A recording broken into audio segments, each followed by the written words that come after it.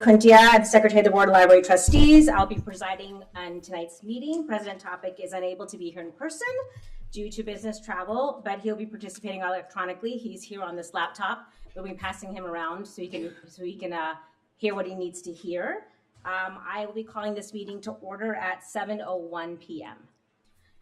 We will start with the Pledge of Allegiance.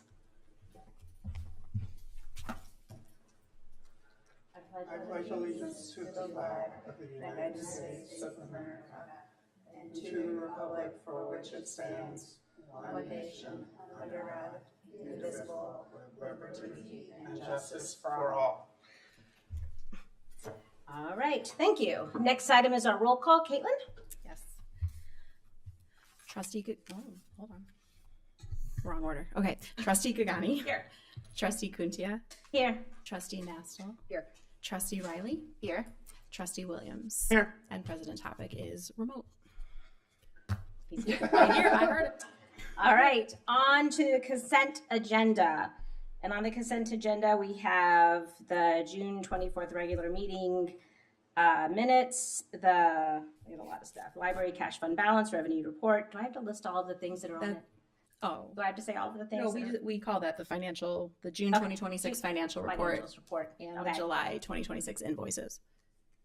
Yes, financial report in July, yes. Do I have a motion to approve? I will move to approve all those presented. In a second? I second. First right. one. Caitlin, can you take a vote? Yes. Trustee Gagani. Yes. Trustee Kuntia. Yes. Trustee Nastel. Yes. Trustee Riley. Yes. Trustee Williams. Yes. All right, and that carries. All right, we're going to move on to public comment. Please direct your comments to the board. Limit your remarks to 3 minutes with a 5-minute maximum. Limit repetitive comments and have one person speak if you are part of a group. Do we have any public comments tonight?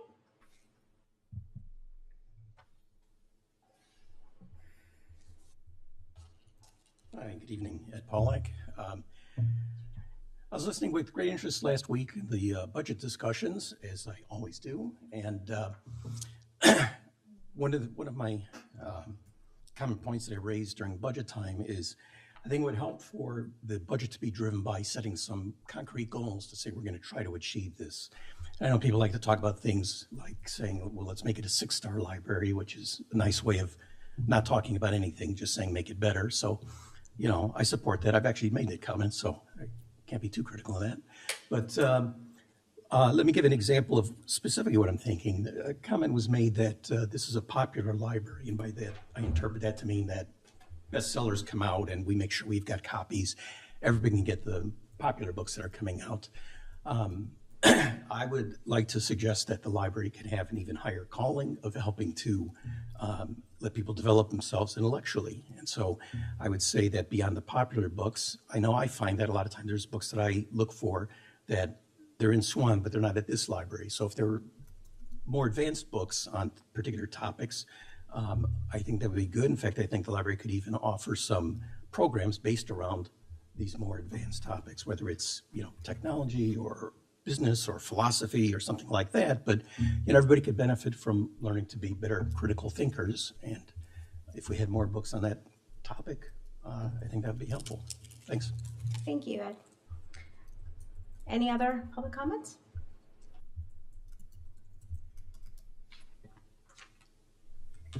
Good evening. My name is Eileen Briner, and I'm a resident. I'm here tonight to talk about Constitution Park. Y'all know where it is? It's a small park behind Lincoln Center, and it has a story walk in it. This is the 250th birthday of our country, and I think we should have a patriotic book in that park. Next year won't do. It has to be this year. You don't celebrate your birthday a year behind. So they do have a book going in August, Winnie the Pooh. Winnie can wait till next year. We need a patriotic book in Constitution Park this year. And to make things simple, I have a suggestion for that book. I have it right here. Paul Revere's Ride. It's historic, it's classical, it's Henry Wadsworth Longfellow, poem.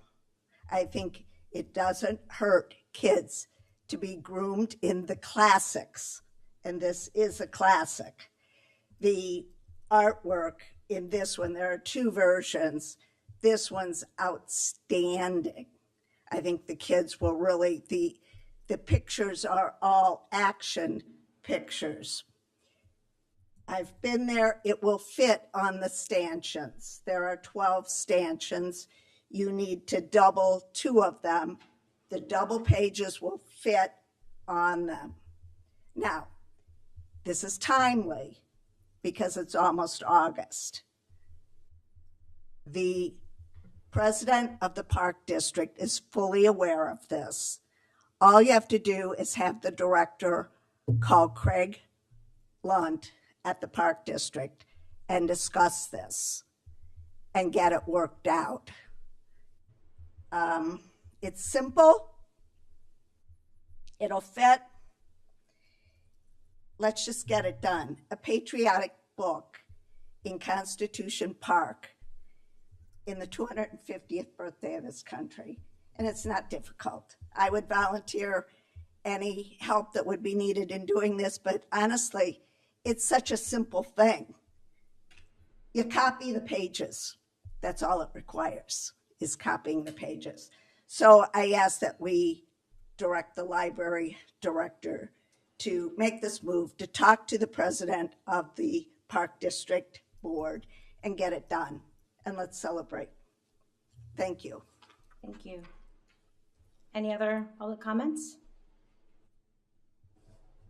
No? All right. Thank you both for your comments. Now we want to trustee comments. Do we have any trustee comments tonight? You want to start? Sure. Megan? Hi.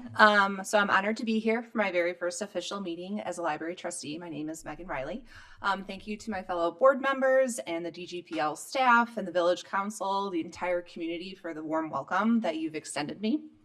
I also wanted to thank everyone who helped with library orientation that Jessica and I had in June. It was incredibly comprehensive and, dare I say, fun. I got to see the book handler and it was very exciting. I told lots of people about the book handler. And a special thank you to Dave Humphreys for his decades of dedicated service to DGPL. For me, the library has been an incredibly important and integral part of my life since childhood. I've lived in Downers Grove my entire life, so it's especially meaningful to now have the opportunity to give back to an institution that's given me so much.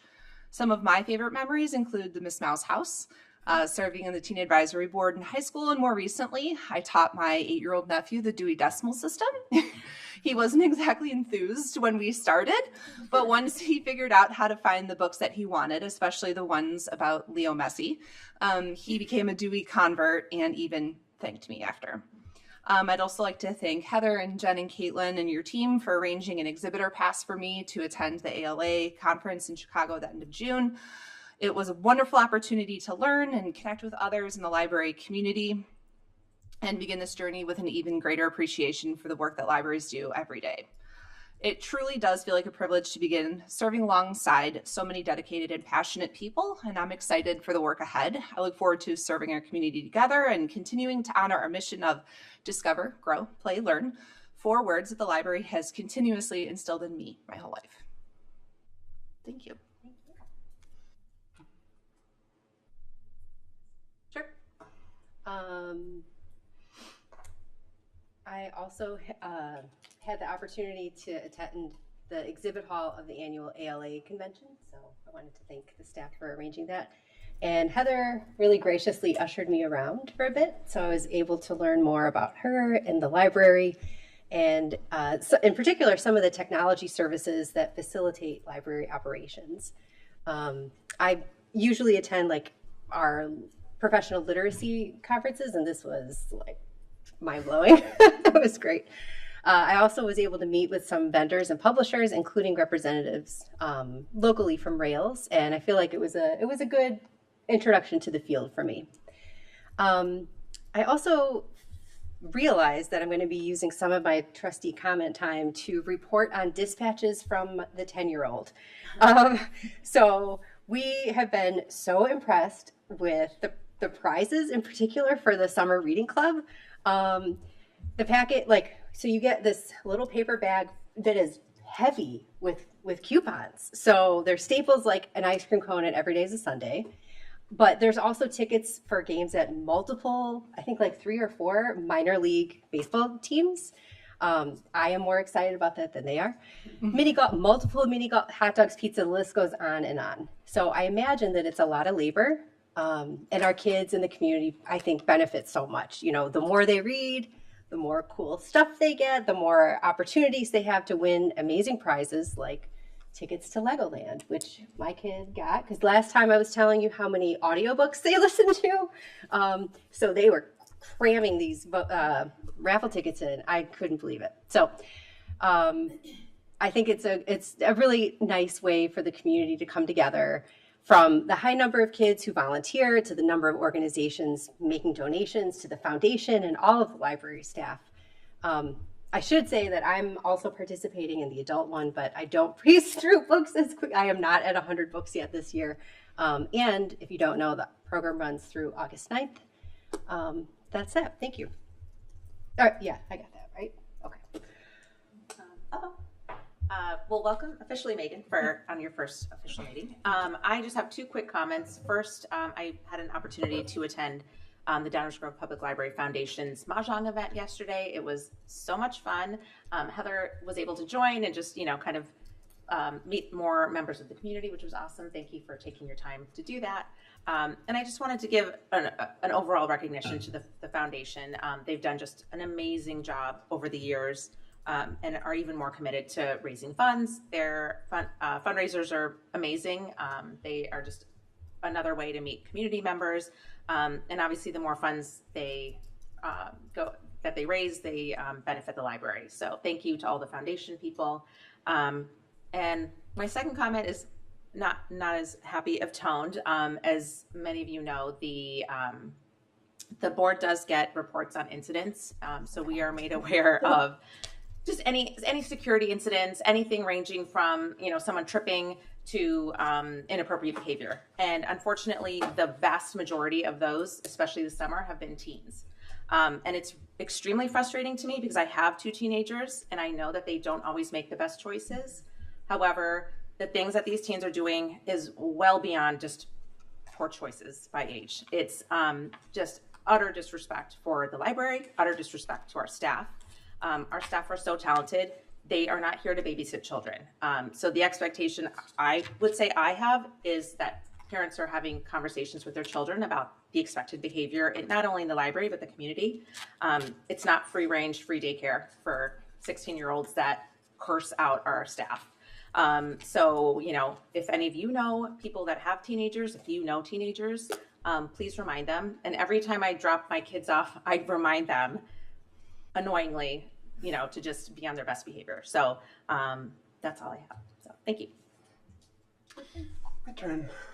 Good evening, everyone. The first thing I'll say is I definitely reiterate everything that Swetna says. I strongly feel that the teens need to be reminded that they should be on their best behavior, and I'm disturbed by some of the recent incidents. But putting aside that, I want to welcome Megan. I'm very excited to have a full slate soon, once Matt's no longer virtual. And it's great to have 6 of us. It's been a long time since that was true. And I'm also excited to have 2 educators. So I think we have sort of along the spectrum of one's education too. I think that's a great asset to the board. And so I look forward to hearing your perspectives. And learning more about both of you. You're bringing a lot of enthusiasm, which I think is also wonderful. All right, second thing, I also attended the ALA annual conference. Heather also gave me a tour of the exhibit hall. I am an introvert, and so I was sort of expecting to be overstimulated, and that was definitely true, particularly the noise. And so we went to various booths, including the Library of Congress, including an architect that might actually sort of be a vendor that we have interest in learning about. So it was neat to shadow Heather and to sort of get inside her head. So I was kind of intern for the day, but also she was aware that I was becoming overwhelmed. So we eventually went to these really neat soundproof pods, and they're expensive, so I don't know if they'll ever end up in our library, but they were great in the middle of this chaotic exhibit hall. So that was super cool, and thank you for your gracious hosting, because I would have been disoriented without you. The last thing, others mentioned it, summer reading program. There's also book clubs, discussions. And one thing my wife was noting was that the summer reading program has this social element to it, because there will be challenges, and it could be read a book that a friend recommends. And so 3 of her friends recommended books, and she learns about those friends, and then if she reads the book, which she inevitably would, well, one was King Lear, so, but nonetheless, rereads a book that she's already read, then she gets to interact with that person, and sort of it fosters the relationship. And in a world where we sometimes feel alienated from others, I think that's incredibly important. So I want to acknowledge that. Those are the 3 things. Back to you, Bernali. Matt, do you have anything? Okay, thank you. I just have a couple. I did not attend the ALA conference because I was going in between my father-in-law, who lives in San Francisco, and my father, who lives in Charleston, South Carolina. We moved my father-in-law into palliative care, and then I went to Charleston, South Carolina to take care of my dad, who has dementia, and had a lot of conversations about seniors and dementia care. And so I'm really grateful that we're looking more into things that we can do and programs that we can do at the library, and also in the satellite sort of spaces that we have. It means a lot to me personally, and I'm just really proud of us that we're doing more of that work.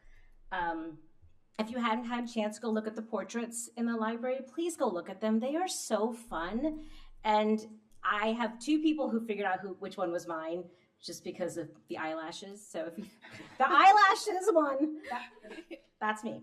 And lastly, Swapna has already touched on this. You know, we love the library, and we want it to be a welcoming space for all of our patrons, and we love that the teens and the youth love the library space. But there is a sort of a incident after incident after incident that's coming up with groups of sort of younger teens that are coming in. And I realize, as a parent of kids who were that age once, they're not old enough to drive, so they can't really go anywhere else. They kind of need to be able to go to the library, and the library is a space that they can attend to. But, you know, we are, it's just a really unfortunate situation, because we created a space for teens to be in. We want teens to feel welcome, but we also want the space to be safe for everyone else. So if you have a child or a grandchild or a niece or a nephew or nibbling, just have a chat about, basic respect. So that's all I have. All right, Library Director's Report, item 7. Heather? Great. Well, hold on one moment.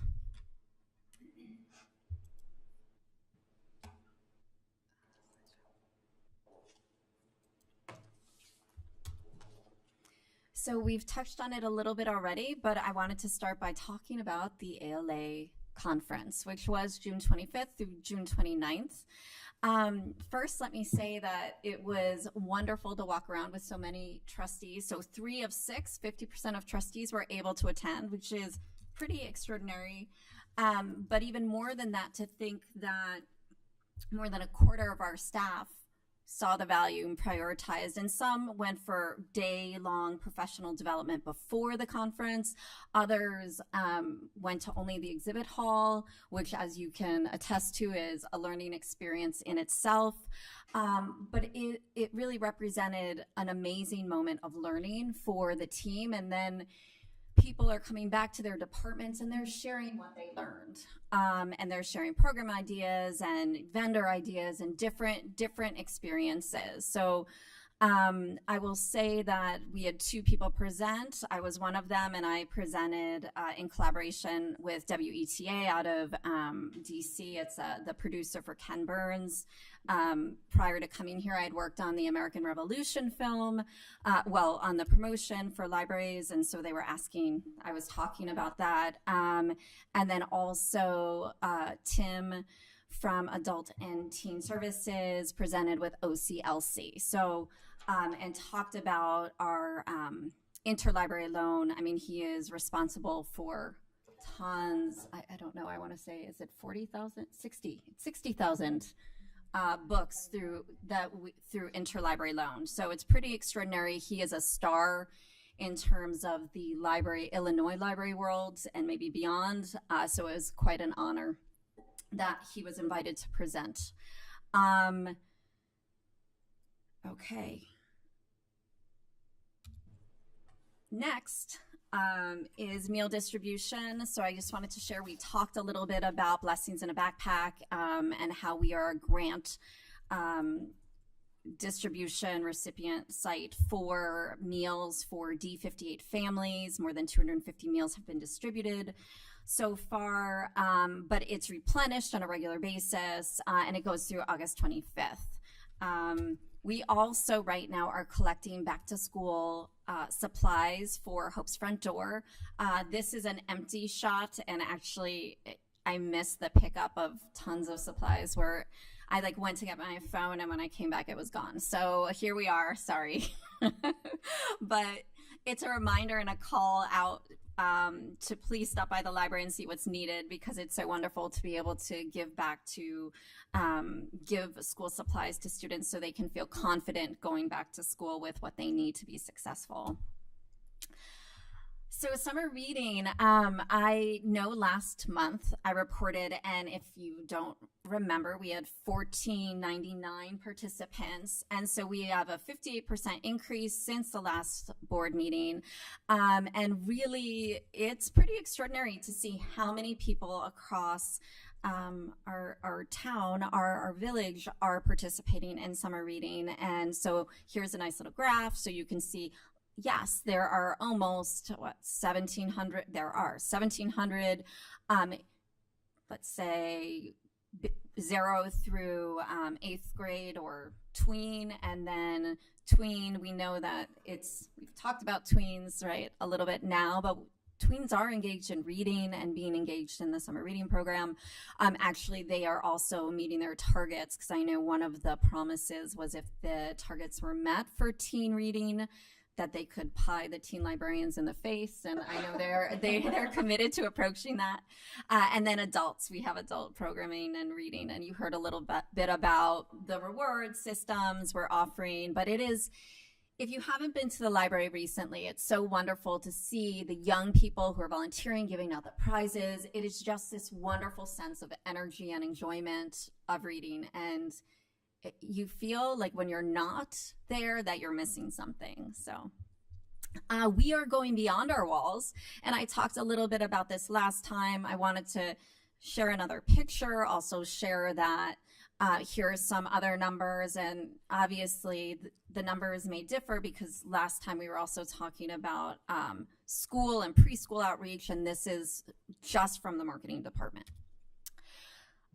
These are all photos from last night. I wanted to just share with you how amazing it was to have a room full of people who were playing Mahjong, who all had, obviously donated to attend the event.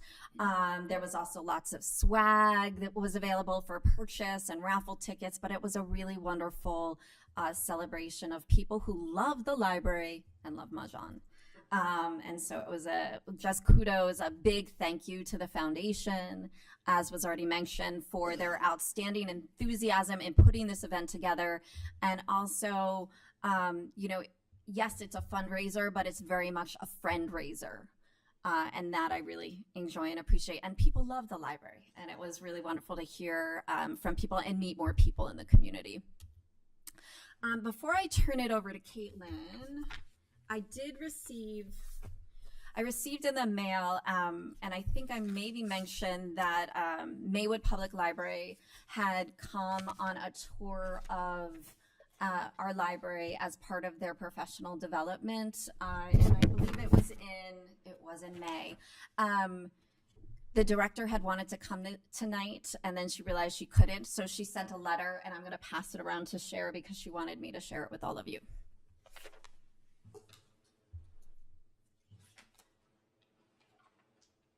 And without further ado, I will turn it over to Caitlin.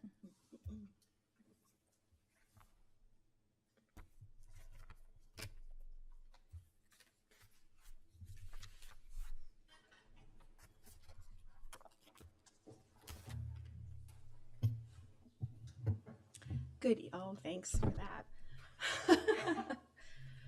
The roving laptop. Hi, Matt. I wasn't nervous already. Now everyone knows. Thank you for letting me get up here and talk a little bit. As I hope you all know by now, my name is Caitlin Babylaitis. I'm the Human Resources and Finance Manager here at the library. So I appreciate the time to talk a little about my department and some of the ways that we support the library and its staff. Much of what we do is not visible or not necessarily something that would show up in discoveries. So I appreciate the opportunity to bring some attention to it. To set the groundwork here, last year, my daughter's second grade class had to answer questions about their moms, including what their mom does while they are at school. Quote, do paperwork, fire people. So I'm here to set the record straight. Trust me on this one. I can assure you that we do a lot more than paperwork in the business office. And the second half of that comment happens far less than she is insinuating. Those little minds. So a little bit about me real quick. Next month will mark my 22nd year working at this library. So just a little bit. While I've worked here in multiple capacities, I have been in the administration office for 13 years, the last 13 years. My role has evolved from executive assistant to business office manager to now human resources and finance manager. And I think that that is a great representation of how my department has grown and continues to evolve to meet the needs of the organization and the staff. So I manage the business office, which is its own department, but also lives within the administration department. And we are a mighty group of three. There's myself, we have Scott Anderson, our full-time business office coordinator, and Emily McInerney, who is our part-time business office assistant. While a lot of what we do is behind the scenes, it is very important work that keeps the doors open and the lights on, figuratively, because we don't pay for electricity. But my department did go through the exciting change last year when we added the part-time assistant position that Emily now holds. And we reorganized our workflow and our tasks accordingly. It's now been a year and a half, and we are still shifting our tasks and responsibilities around to be able to accommodate all that's needed from our department, and so we can best serve the staff and the community. So starting with finance, we review all of the money that goes out, and we handle and or report on all of the money that comes in. We have an approval process within our department so that every invoice entry is reviewed at least twice by us and once by village staff. We're currently working on implementing additional measures to our internal process so that we can catch errors and inconsistencies earlier in the accounts payable process. This is especially helpful when reconciling our credit card statements. As in most of our daily lives, more and more purchases are made via credit cards now.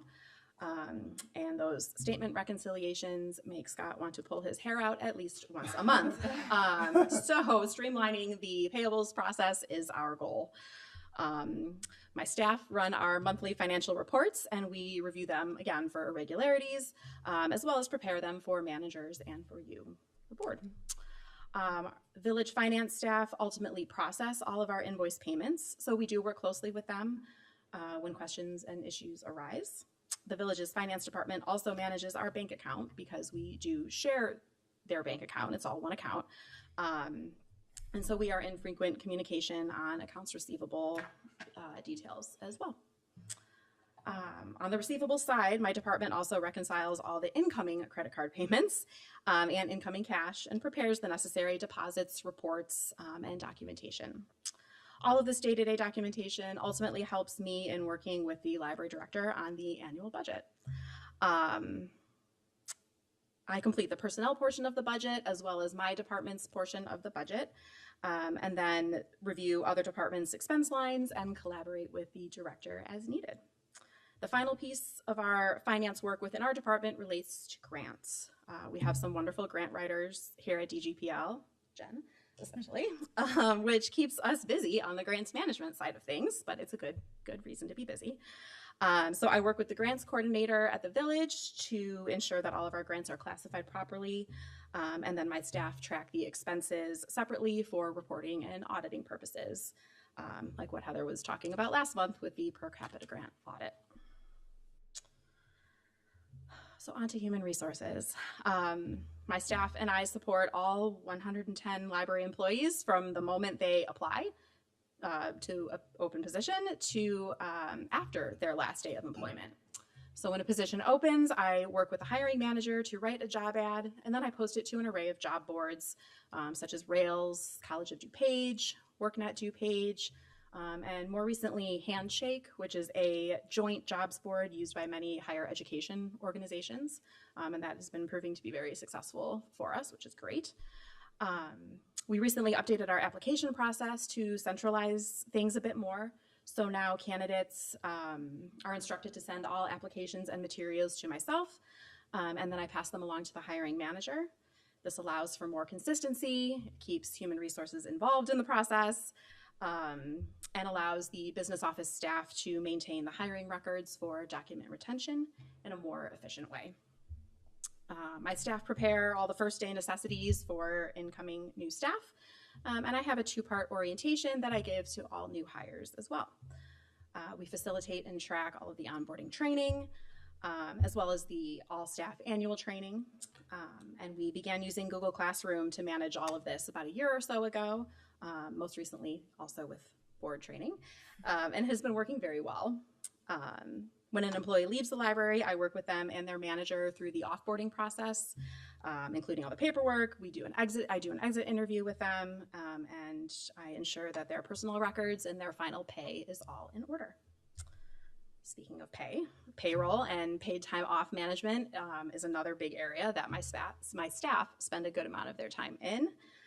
We manage the biweekly payroll for all staff, which includes our own checks and balance internal process for accuracy and verification that policies are being followed.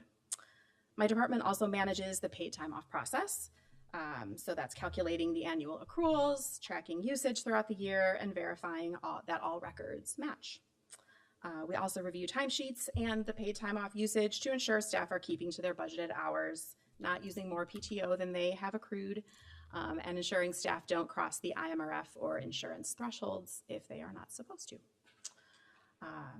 For our staff who are eligible for insurance, I handle the benefits orientation and walk them through the enrollment process.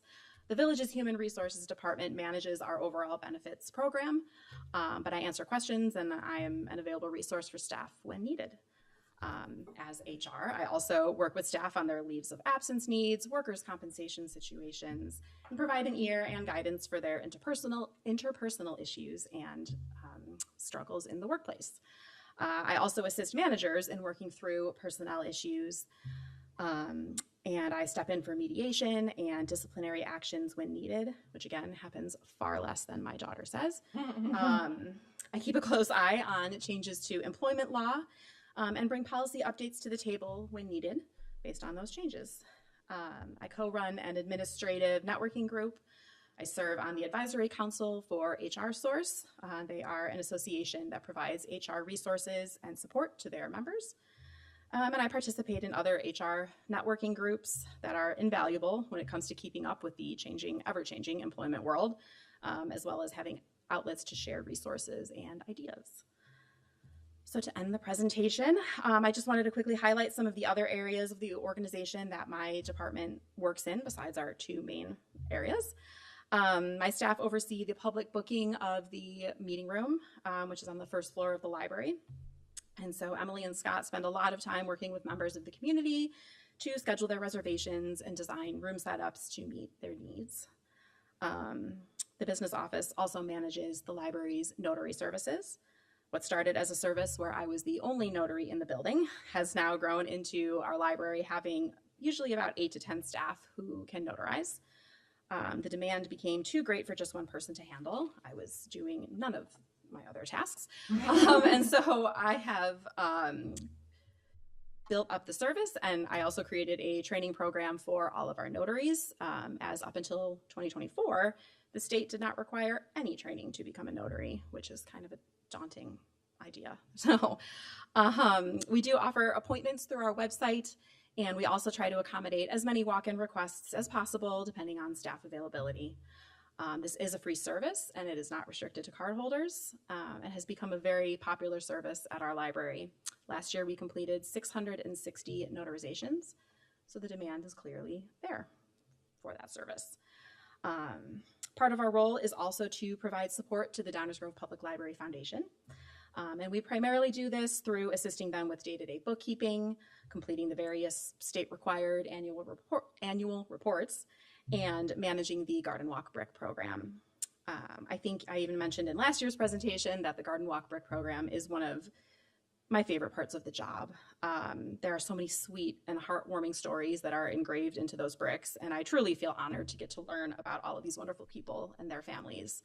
I have consoled those who have memorialized lost loved ones in the bricks, and I've celebrated with families who love the library so much that they want to attach their name as permanently as possible to the building. One of my favorite experiences was a family that bought their son a brick for his birthday, and they wanted to be present for the installation of the brick. Their son also requested that his 3 favorite children's librarians from the kids' room attend his ceremony. So we had a mini ceremony in the garden, and Ian was there to install the brick, and he even let the birthday boy help install his own engraved brick into the garden. It was so sweet. So it's moments like that that just remind me of all the different ways the library impacts others and impacts the community. So I will hold off rattling on more. It is a budget meeting, and really how exciting is payroll and spreadsheets. So I'm going to wrap it up, but really at the end of the day, our job is support. We support the director and the assistant director through FOIA assistance, generating requested reports and pulling financial information, and any other needs that arise. We support you, the board, through the creation of the board packet and the materials. We write the monthly board minutes. And again, providing information and answering any questions that you have as they come up. And we support the staff in the many ways that I just rattled on about. So I want to thank you for your time and the opportunity to share a little insight into my department. And I'm happy to answer any questions that you might have. I have one question and one observation. Yes. The question relates to the brick. Has Dave decided the location of his brick? So we've had multiple conversations. Multiple. This is a very big decision. He has bestowed upon me the decision making, which it's a lot. It's a big responsibility. So I have a general area that he wants it, and I'm going to see what I can do to get it as close to his 2 other bricks. And we're going to install it this week. But I told him that if he changes his mind and wants to put it somewhere else, we can pop it back out and pop it in somewhere else. So. And that thematically ties into my observation. Mm-hmm. From hearing all that, it sounds like you do a lot. A little bit. Yeah. So it's good that you have a team, yes, and that you can rely on that team. Yes, and hopefully, you can think about what types of things you want to do and what types of things you don't want to do and want to delegate to your team. Very much so. Okay. We've been constantly rearranging as the library evolves and things change over time, and we realize what needs to rise to the top. And what needs more brain power and more time. 100+ employees is a lot, and that's just the HR function, right? Mm-hmm. So the last question, so I have one more question. Mm-hmm. What's the genesis of HR and finance being a combined position? Is that typical for libraries, or is it just because they're both numbers oriented, Excel and that kind of thing? So it is a lot of libraries do combine those two positions. I think some of it is budgetary reasons. They definitely, I've seen some situations where they are their own two positions and departments and roles with support staff. But some of it, you know, it's the size of the library. It's the budgetary constraints. It's what they're looking for those roles to actually do. You know, the village has an HR department. We are a part of the village, but they don't serve us in the typical HR capacity. They manage our benefits. They run our payroll, you know, things of that nature, which are huge and would take a lot more power, you know, manpower, so to speak, on our end if we were doing it ourselves. But really, until my role evolved into the title I have now, we didn't have HR in our library. And that's at one point I went to Julie and I said, I think we need somebody here to provide that service to our staff and to be overseeing these things and keeping an eye on making sure we're compliant and consistent and all the other things. So maybe someday. Well, I'm glad that you did. I have dreams. I have ideas. I just need the money for it. Yeah. Gee, if only we all, someone right? could give you the money. Gosh, if only I knew. So. Can I say just two quick things? The first, thank you for notarizing my You're welcome. I claim Illinois the property. I had some I'm not allowed to say scholastic it money out from loud, my but classroom we'll talk about it. left over that I recently discovered. So Caitlin stamped it and it was very official. So until recently I didn't even know that was a service we offered, and it's wonderful and amazingly convenient. And thank you for the trustee orientation in June. I loved that it was on Google Classroom. Everything went really smoothly and got it all done. So thank you for all of your organization. Yes, thank you. I appreciate the feedback on that as well. It's a newer way we're going about it. So I'm glad that it seems to be successful so far. Selfishly, I liked it because I'm very familiar with Google Classroom. Yeah, right. But yeah, it was very seamless. Yeah, So it's nice to have it all in one place. mhm. Yeah, and they're like a checklist, but all like both. Yeah. Really easy to figure out. Yeah. I just one question. I was wondering about like if you could you tell us a little bit more about how much training you facilitate and develop? Yes, Like for just in general, or Yeah. for notary, or just No, for sorry, oh, just okay. in general in your role. You had mentioned a couple of different ones, but that really stood out to me. So we have really increased the amount of we've increased the amount of onboarding training and annual training that we now require for staff. And honestly, we are still sort of building that and getting to figuring out what point we feel satisfied in for the time being anyway. We did create a what's it called, onboarding training team. There we go. That consists of myself, Barnali actually, and then a few other library staff. So it's good to have we have all different perspectives involved. And so we've been kind of auditing the training that we were doing and that we were requiring all staff to do, looking to see, is this meeting our needs? Are these the right types of webinars, one sheets, what have you? Or do we need better resources? Are there topics that we're missing, both for onboarding and then for annual training as well? So this again covers the required like sexual harassment training. We have a lot of safety training that we do require both onboarding and for annual purposes, such as administering the Narcan and the using fire extinguisher and bloodborne pathogens, things of that nature, as well as we have everyone do a lot of annual just reviews of the ALA Code of Ethics and Bill of Rights and our EDI glossary and decision-making tool. And I know I'm leaving them out. I go through them all the time. But yeah. And then we're developing as needs arise. We look, do we need to develop something and add it to our annual training, or is it just sort of case by case basis? I know we want to do something for service animals that I just ran out of time to do for this year, so I'm trying to capture that for next year. Okay. So it sounds like you individually and as part of a team, like identify the needs and kind of assess what's already being done, but then you also either compile resources or develop the training yourself. Mostly compile resources. Okay. I'd love to give myself credit for developing the training, but the only training I've truly developed is the notary training. But Yes, it comes out a lot of the management team discussions. We'll realize that there might be a gap, and in my discussions with administration, and as things pop up, we make a note and we go, okay, we're going to add this into the next round of annual training, or at least see what kind of resources are out there. We try not to make it too arduous for staff. We have some staff that work 10 hours a week, and then you have up to full-time staff, and so I want to make sure that whatever we are requiring all staff to do is something that is feasible for all levels of staff as well. So we try to be mindful of that. Thank you. It's a lot. Anything else? Any other questions? Not, you know where to find me.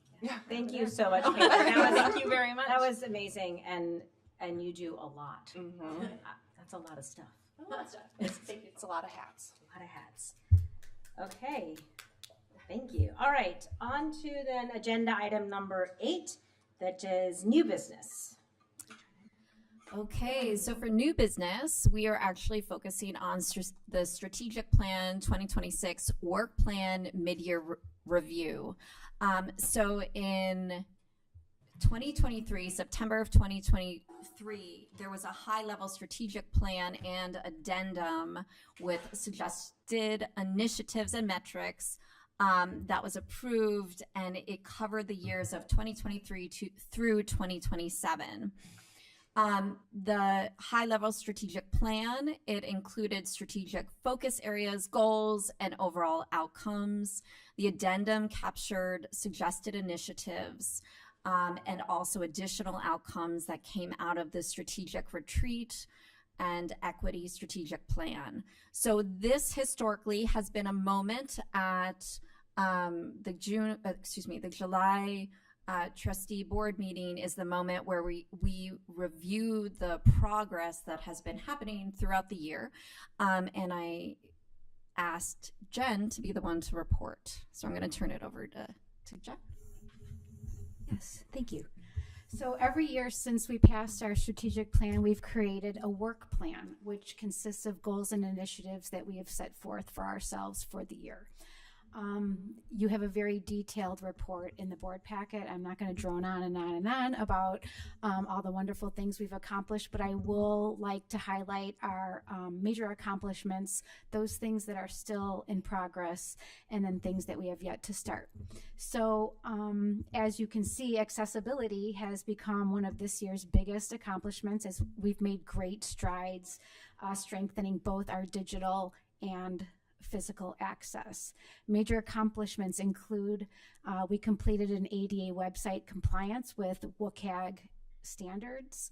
We've trained staff on new Title II accessibility requirements. We've implemented new board software, Diligent Community. We've got a new phone system installed. We created new e-library materials. We've created new beginner chapter books collection in the kids' room. We reorganized our travel collection to improve browsing. We de-DUI'd that collection to use the country name and the cuisine as cutters so people can quickly identify cookbooks. And we developed our educator card program with District 58. Those cards should be disseminated this August, so very soon. Projects that are still underway I forgot to mention that these first set of accomplishments that I'm discussing, our strategic plan is under 4 different quadrants or 4 different focus areas. So these are all under access. Things that are still underway, we are creating liaisons for every department to be an ADA liaison.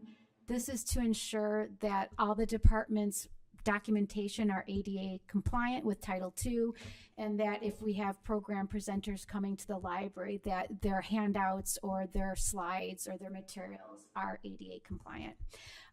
Things also still underway. We're creating an accessibility resource page for staff and for outside presenters to use to help ensure that their materials are ADA compliant. We're updating our library manuals. We're replacing camera equipment. We're continuing our building and space planning, and the educator card rollout is still forthcoming. Okay, so under programs and services, major accomplishments are we expanded the evening programming for working families, having evening story times twice. Oh, you know what? I'm not even going to say it because I don't remember. We have created a Teen Anything Emporium collection. We have new 6th grade collection guidelines, and the 6th grade materials have been moved up to the teen collection. We've had 4 Teen Central open houses for the incoming 6th graders or anybody new to Teen Central to become acclimated with the department and staff. We've expanded our circulating technology. We've created new community partnerships, and we had the Americans in the Holocaust exhibit.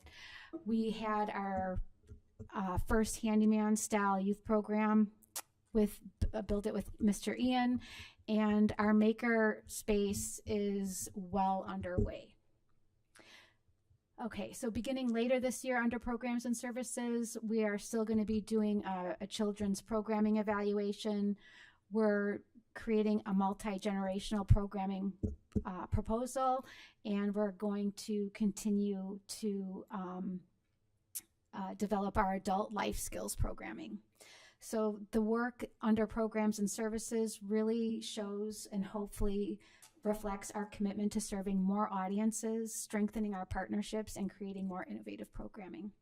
So under Turn Inward is our third focus area. This is where we've done a ton of operational work, like Caitlin had mentioned. Much of this work isn't really visible to patrons, but it strengthens our organization and improves efficiency and positions us for long-term success. Some of our major accomplishments under Turn Inward include we created an internship program.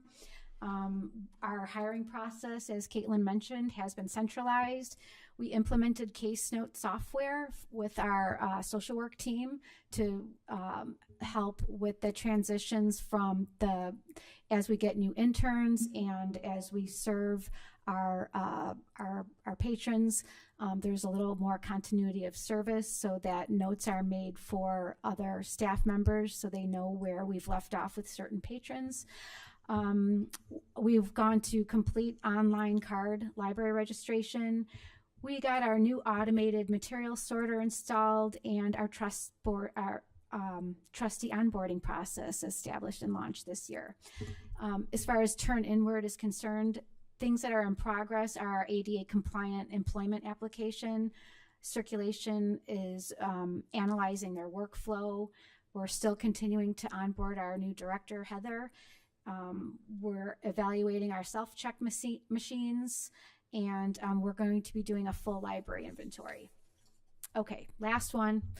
Our last focus area is Turn Outward. Some of our major accomplishments include we created a senior outreach team. We've developed a regional marketing meetup group. We've hosted over 40 teen volunteers and added 4 Smile interns. That's our intern program that we have with Smile. We're going to be working on an adult volunteer program this fall. So we're really working on expanding our presence beyond the building and strengthening our community partnerships. So some of the second half priorities, as I will just reiterate, we want to complete the remaining ADA compliance initiatives. We want to launch our makerspace, roll out the educator cards, begin a welcome baby program, expand our outreach efforts, continue building and servicing point planning. I don't know what I wrote there. Sorry. It doesn't make sense now that I'm reading it. We're going to complete our collection inventory, and we're going to launch our adult volunteer program.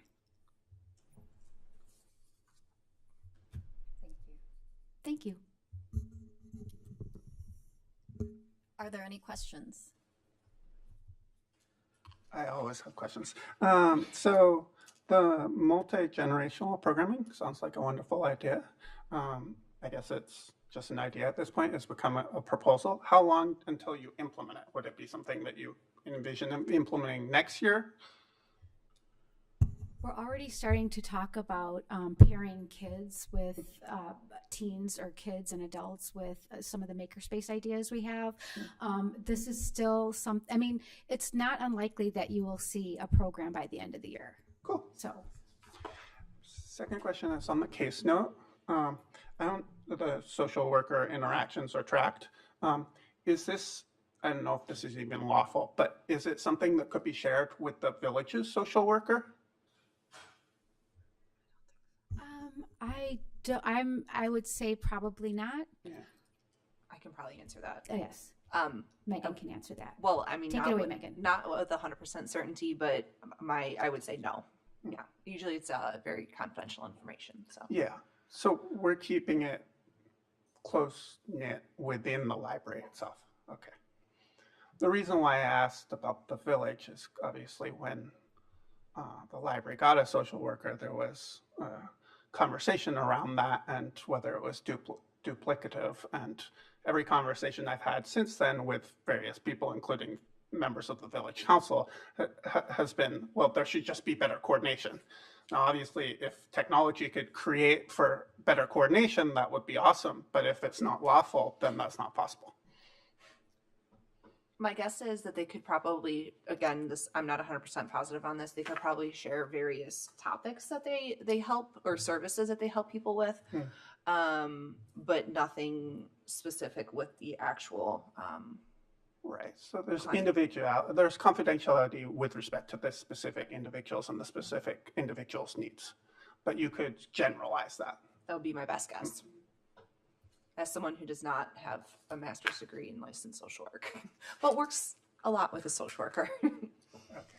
Thank you. I had a question about the collections inventory.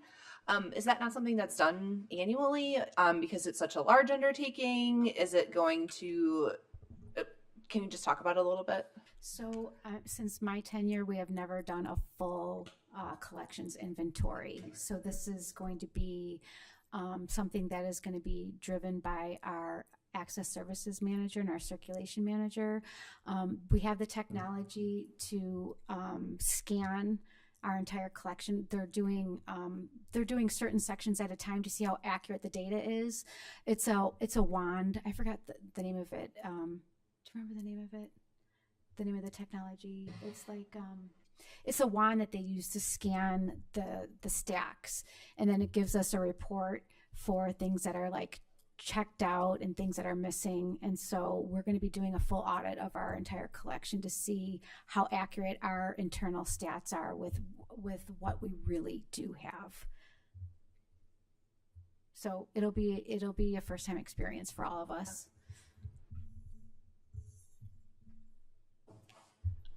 I had a couple. So coincidentally, I did bring my COD strategic planning fleece. So this is my jam. So lots of observations. But one question I had was, I was really excited to see the idea that the children's department will be creating an evaluation tool. Is that something that's already being done in some of the other departments?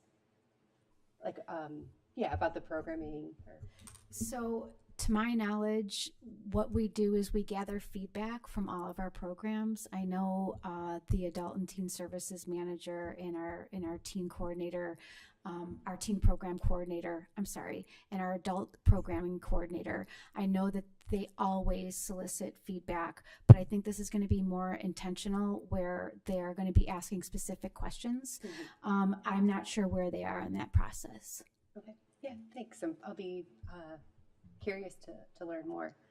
I did want to point out that you mentioning that the website has already been updated to be ADA compliant and with the new laws. I mean, that is ahead of schedule. Yeah. So I think that we should really applaud the work of the staff to get that done. So we definitely want to give a big shout out to Cindy Katri, who is our marketing and communications manager. She has worked with our web developer to ensure that it was done by the original deadline of April 2026. Awesome. And then I was excited about the multi-generational workshops. I think especially just like given the library's role in the community, that's, I think, has the potential to be super powerful. And like Nathan, you had mentioned before, kind of the relationship building. And I also just wanted to kind of point out that when I think when I moved back to Downers in 2021, I was shocked that the library didn't have a makerspace. So that stands out to me. I can see how intentional you're being about building it and really thoughtful and careful and responsible. Seeing like opportunities to do so within the strategic plan and then the suggested initiatives and outcomes, and then seeing it being reflected in a number of different like updates and plans for the year. So I think that it is well past time for Downers to be in line with our peer institutions. So I'm excited for that. Thanks. Any other comments? We will move on to agenda item number 9, unfinished business. Oh dear. Okay. Unfinished business, collection management policy. So you will recall that in the last meeting, we discussed the collection management policy, and that currently there were rules that existed, or I don't want to say rules, I want to say procedures that were followed, and that didn't necessarily align with the policy. And so we were trying to figure out how we could make the policy more in line with practice. And we had, I think, a really great discussion that led us to change our recommendation and change what we were thinking. And we also learned different things along the way too. So I want to share a little bit about what we are now recommending. What we first want to remind people, in case people were not present at the last meeting, was that part of the reason this policy is important is that there is an enormous amount of resources and work that goes into determining whenever someone asks for a book to be purchased or a material to be purchased. It isn't that our librarians go and read the back of the book or whatever is online. They actually get the book, they read the whole book. Sometimes multiple librarians read the book, and they actually document why they're, and sometimes photocopy, because they often send that review book back. They photocopy and will document why they're accepting or not accepting that book. And so that is all to say that resources, monetary resources, as well as staff resources, are going along with our recommendation. That basically our only recommendation is that the patron requests are limited to 2 per month. I also, as you will recall in the last meeting, we were suggesting published within 3 years or published in the United States. We also drilled down on that a little bit based on this discussion. We learned that, in fact, there is a world languages form in the library and online that patrons can fill out. And that we also felt, based on the discussion and based on conversations with heads of departments, that the other factors listed in the policy were a good guide. So I think, going back to Nathan's example, if someone wanted, it was a book, it was a famous book, I feel like from Oxford or Cambridge, or a book from England, that it might not be feasible because of the cost of getting that rare book over here, right? Using those thoughts as examples. So our only, just to summarize, request is to approve the collection management policy update of patron requests are limited to 2 per month, which is in line with the current practice. All right, can I get a motion to approve the collection management policy update as presented? I move. I'll second. Okay, do we have any discussion? No discussion? I just thank staff for the adjustment. I look forward to asking for the Book of Kells to be moved from Trinity College, Dublin to Downers Grove Public Library. Okay, Caitlin, can I get I'll use one of my 2. Thank you for considering the feedback. Yes, thank you. Caitlin, can I get a roll on that? Yes. Trustee Gagani. Yes. Trustee Kuntia. Yes. Trustee Nastel. Yes. Trustee Riley. Yes. Trustee Williams. Yes. President Halper. Oh, he can't vote. No, he can't vote. So Don't even look at him.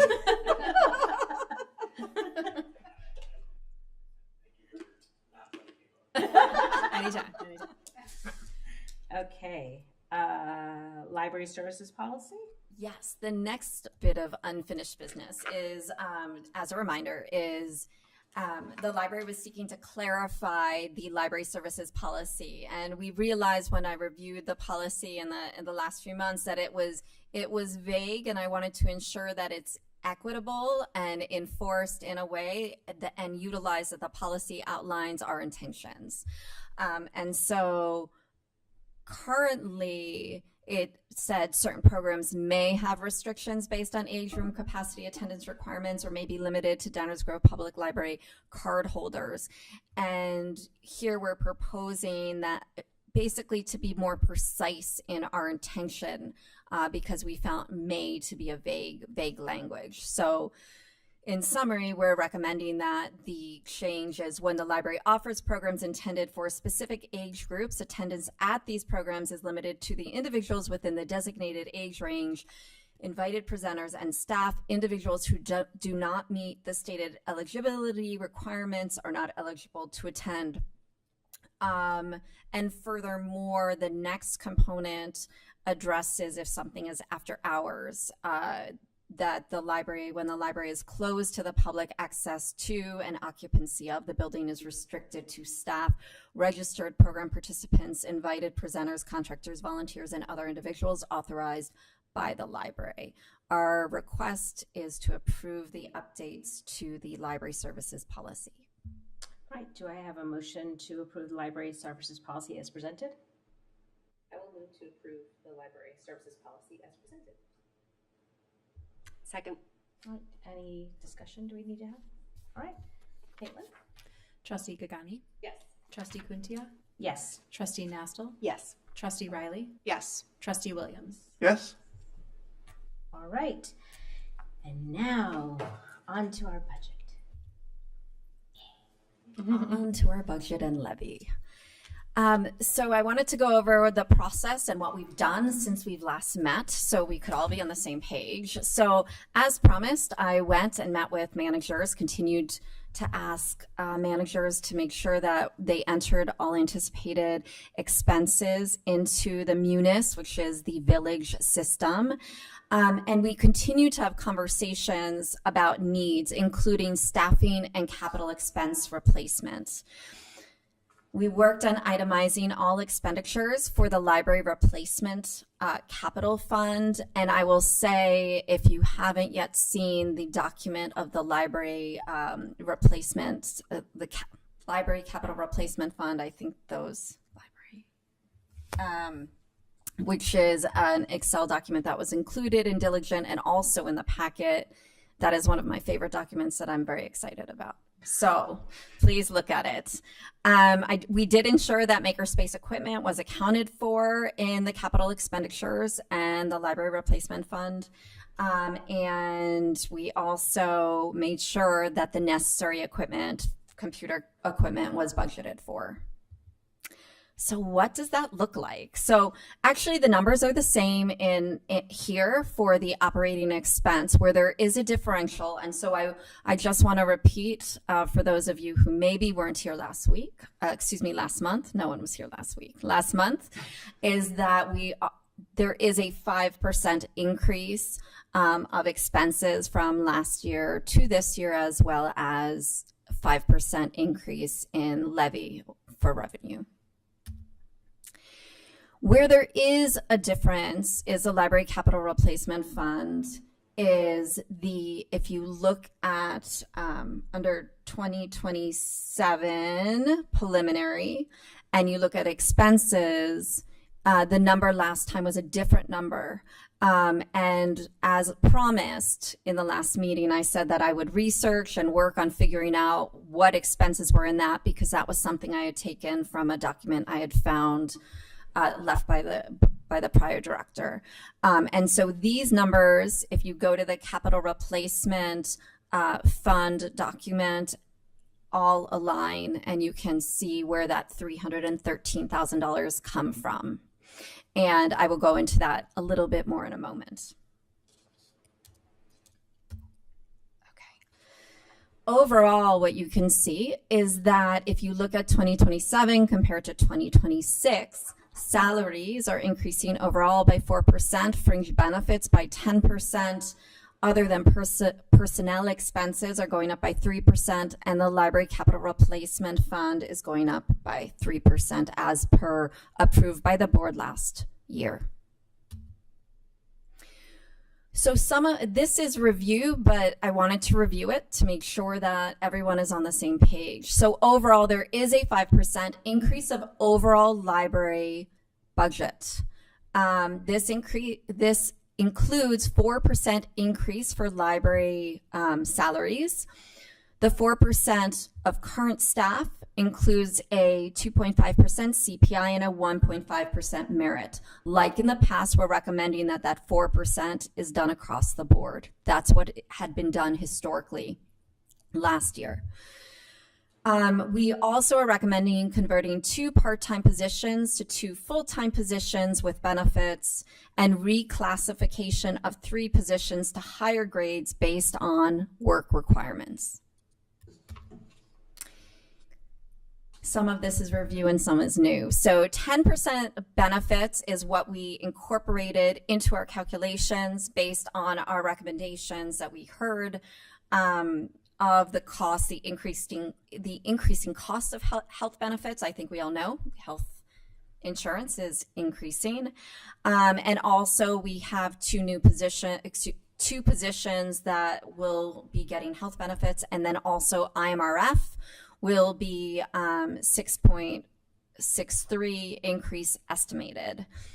For capital expenses, and this is new information that you haven't yet seen, capital expenses for under $20,000 will be $62,663, and over $20,000 will be $69,993.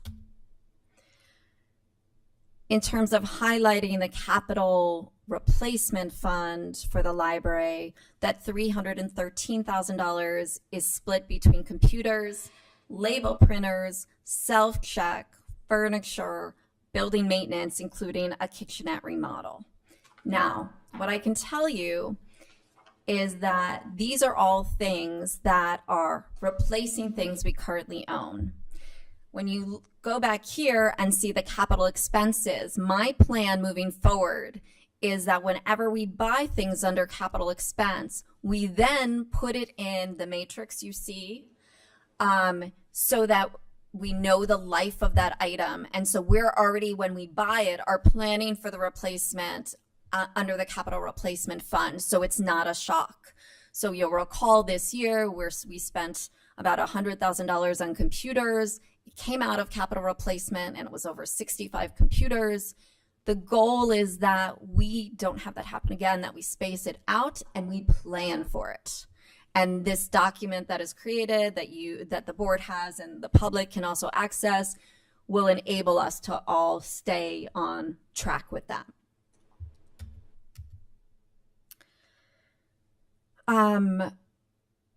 I went over this last time and I'm just going to skip it because it's not, I'm sorry. We're going to go to this one. This goes to how, this is just a review, how the revenue will be coming in. And as we've spoken about in the past, the current property tax is the primary way we bring in revenue into the library. You will see that there are a few other things here. The operational state grant, which is our per capita grant. Yes, we received more money this year than we anticipated, but a little bird told me that more than likely will not happen next year. So I'm keeping it actually to what we anticipated we were going to get this year for next year. Obviously, I also, as we look at revenue, I want to say that Jen and I and the managers, we are, at least I will say for Jen and I, we're constantly talking about grant opportunities and what makes sense for the library, because we don't want to miss opportunities of bringing money into the library if it's good for the community. We're not going to chase money and have mission drift, right? Like that's not our goal, but if it makes sense for us to do, it is something we are writing grants for and we're working to bring in. So I know one of the big questions always is, what does this mean for me as a taxpayer? What is this going to look like for me on my taxes? And so what you can see in front of you is, and actually I'm going to start with this one and then I'll go back. So if we're looking at the fair market value and we're saying, okay, $100,000 of a fair market value of a home, what will that translate into? Now, here's the tricky part about all of this. The tax rate is connected with the EVA, the EAV. Sorry, it's been a long day. The EAV. And so what that means is, because there is no estimate from the village about the estimated assessed value of all property in Downers Grove, it becomes really complicated to give everyone an exact number of what it's going to cost. So this is what I did. The 6% you see in front of you of that $68.84, which is actually a decrease from what that $69.50, which is what people paid this year. That amount is based on a 6% increase of EAV. Now, what I will say is, why I did 6% first is because that was a 5-year average. And that's a pretty standard way that people in finance always calculate things. They look at a 5-year average. But what I realize is, I'm new here. You might not trust me, and five-year average might not be what people want to go with. So I spoke with our president, Matt, and I said, okay, I'm also going to do 2%, which is the lowest it's been ever in the last long time.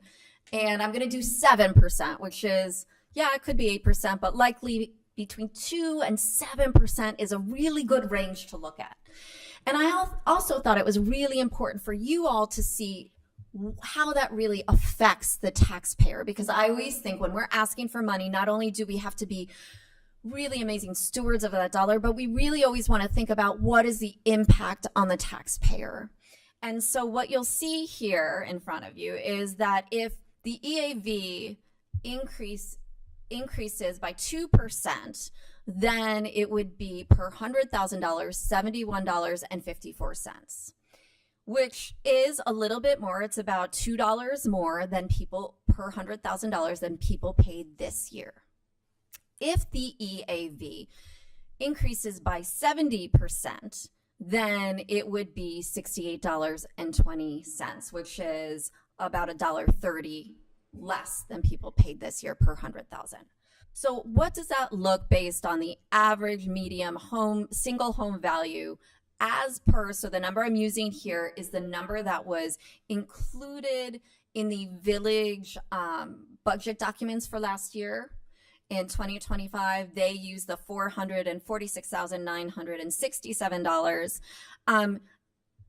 And I wanted to say, okay, so based on that value of a home that was used by the village, this is what it would look like. So if we go to the 2027 6%, it would mean $295.32. If it was 2%, it would be $306.